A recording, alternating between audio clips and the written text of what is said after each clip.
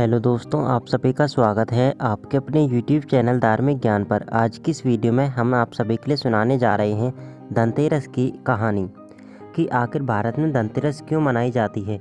चलिए इस कहानी को स्टार्ट करते हैं। यह कहानी है माता लक्ष्मी और भगवान विष्णु तथा एक गरीब किसान की। ग्रंथों के अनुसार कार्तिक मास की कृष्ण पक्ष की त्रयोदशी तिथि के दिन धनतेरस का पर्व पूरी श्रद्धा व विश्वास के साथ मनाया जाता है। धनवंतरी के अलावा इस दिन माता लक्ष्मी और धन के देवता कुबेर जी की पूजा की जाती है। इस दिन को मनाने के पीछे एक प्रचलित कथा है। कहा जाता है कि एक समय भगवान विष्णु मृत्यु लोक में घूमने आ रहे थे। तब लक्ष्मी जी ने भी उनसे साथ चलने की विनती की। तब विष्णु जी ने कहा कि यदि मैं जो बात कहूँ तुम अगर वैसा कर सकती हो तो फिर चलो। तब लक्ष्मी जी उनकी बात मान गईं और भगवान विष्णु के साथ पृथ्वी लोक पर आ गईं। कुछ समय बाद एक जगह पहुंचकर भगवान विष्णु ने लक्ष्मी जी से कहा कि जब तक मैं ना आऊं तुम यहीं पर रहना। मैं दक्षिण दिशा की ओर जा रहा हूं, तुम उधर मत आना। विष्णु जी के जाने के बाद लक्ष्मी जी के मन में जिज्ञासा जागी कि आखिर दक्षिण दिशा में ऐसा क्या रहस्य है जो मुझसे मना करके भगवान स्वयं चली गई। लक्ष्मी जी से रहा ना गया और जैसे ही भगवान आगे बढ़े लक्ष्मी भी पीछे पीछे चल पड़ी।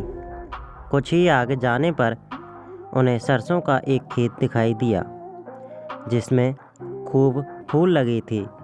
सरसों की सुंदरता देखकर वह मंत्रमुग्ध हो गईं और फूल तोड़कर अपना श्रृंगार करने के बाद आगे बढ़ी। आगे जाने पर एक गन्ने के खेत से लक्ष्मी जी गन्ने तोड़कर रस चूसने लगीं।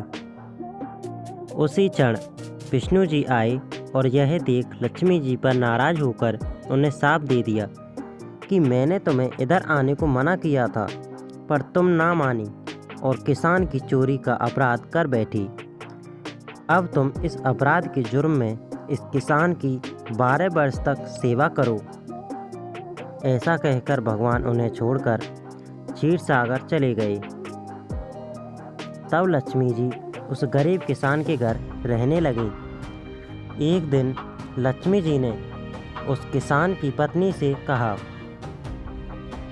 कि तुम स्नान कर पहले मेरी बनाई गई इस लक्ष्मी देवी का पूजन करो, फिर रसोई बनाना, तब तुम जो मांगोगी तुम्हें मिल जाएगा। किसान की पत्नी ने ऐसा ही किया। पूजा के प्रभाव और लक्ष्मी की कृपा से किसान का घर दूसरे ही दिन से अन्न रत्न धन स्वर्ण आदि से भर गया। लक्ष्मी जी ने किसान को धन धान्य से पूर्ण कर दिया। किसान के 12 वर्ष बड़े आनंद से कट गए। फिर 12 वर्ष के बाद लक्ष्मी जी जाने के लिए तैयार हुईं। विष्णु जी लक्ष्मी जी को लेने आए तो किसान ने उन्हें भेजने से मना कर दिया। तब भगवान ने किसान से कहा कि इन्हें कौन जाने देता है, यह तो चंचला हैं, कहीं नहीं ठहरती हैं, इनको बड़े बड़े नहीं रोक सके। इनको मेरा शाप था इसलिए 12 वर्ष से तुम्हारी सेवा कर रही थी। तुम्हारे 12 वर्ष सेवा का समय पूरा हो चुका है। किसान हठपूर्वक बोला कि नहीं, अब मैं लक्ष्मी जी को नहीं जाने दूंगा। तब लक्ष्मी जी ने कहा कि हे किसान, तुम मुझे रोकना चाहते हो तो जो मैं कहूँ वैसा करो। कल तेरस है, तुम कल घर को लीप पोत कर स्वच्छ करना, रात्रि में घी का दीपक जलाकर रखना और सायंकाल मेरा पूजन करना और एक तांबे के कलश में रुपए भरकर मेरे लिए रखना। मैं उस कलश में निवास करूंगी, किंतु पूजा के समय मैं तुम्हें दिखाई नहीं दूंगी। इस एक दिन की पूजा से वर्ष भर मैं तुम्हारे घर से नहीं जाऊंगी। यह कहकर वह दीपकों के प्रकाश के साथ 10 दिशाओं में फैल गईं। अगले दिन किसान ने लक्ष्मी जी के कथा अनुसार पूजन किया। उसका घर धन धान्य से पूर्ण हो गया।